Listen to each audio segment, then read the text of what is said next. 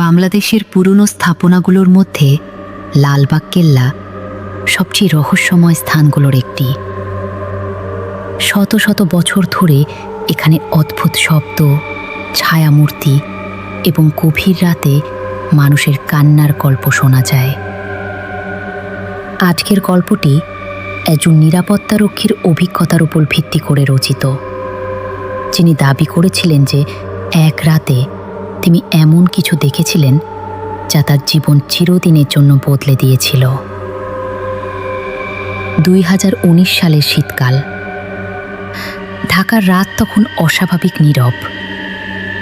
কুয়াশা ধীরে ধীরে লালবাগ কেল্লার পুরনো দেয়ালগুলোকে ঢেকে ফেলছিল। রাত 1টার দিকে নিরাপত্তারক্ষী রফিক তার টর্চ হাতে নিয়মিত টহল দিচ্ছিল। এটা তার নতুন চাকরি ছিল না। প্রায় 7 বছর ধরে সে এখানে কাজ করছিল। অনেকেই তাকে ভূতের গল্প বলেছিল, কিন্তু সে কখনো এসব বিশ্বাস করত না।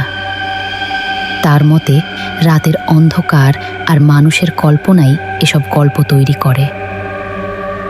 সেই রাতে সে পরিবিবির সমাধির পাশ দিয়ে হাঁটছিল। হঠাৎ তার কানে ভেসে এলো কারো ফিস ফিস শব্দ।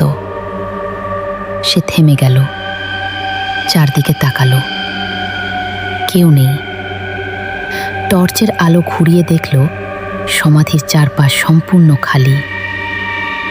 হয়তো বাতাসের শব্দ, নিজেকে বলল সে। আবার হাঁটতে শুরু করল, কিন্তু কয়েক সেকেন্ড পর শব্দটা আবার শোনা গেল। এবার আরও স্পষ্ট। মনে হলো যেন একজন নারী খুব নিচু স্বরে কাঁদছে। রফিকের বুকের ভেতর কেমন একটা অস্বস্তি শুরু হলো। সে টর্চের আলো নিয়ে শব্দের দিকে এগোলো। সমাধির পেছনে পৌঁছেই তার শরীর হিম হয়ে গেল। সেখানে সাদা পোশাক পরা একজন নারী দাঁড়িয়েছিল, মাথা নিচু, চুলগুলো মুখ থেকে রেখেছে।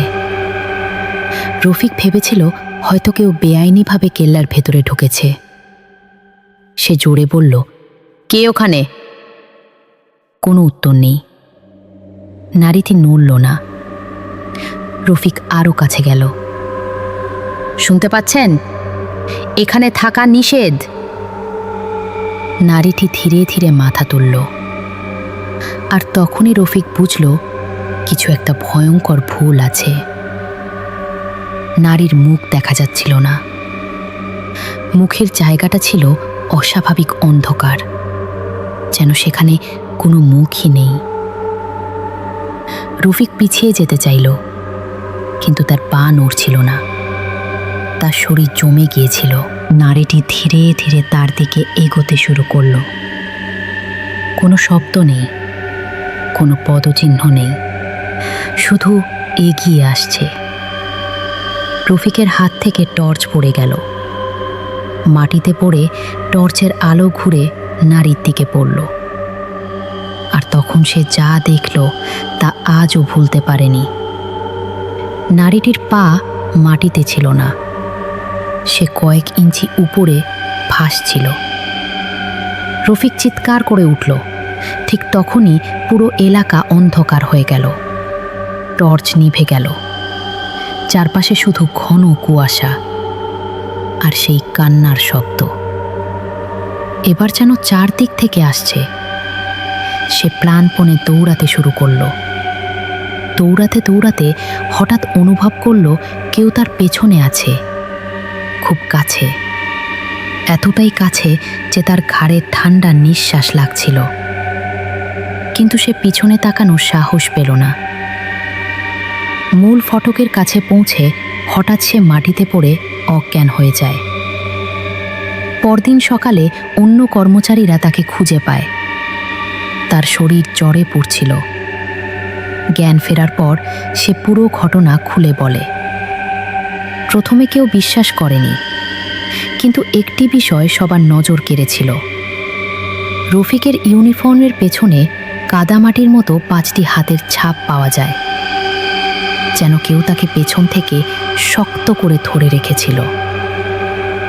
সেই ঘটনার পর রফিক আর কখনো রাতের শিফটে কাজ করেনি।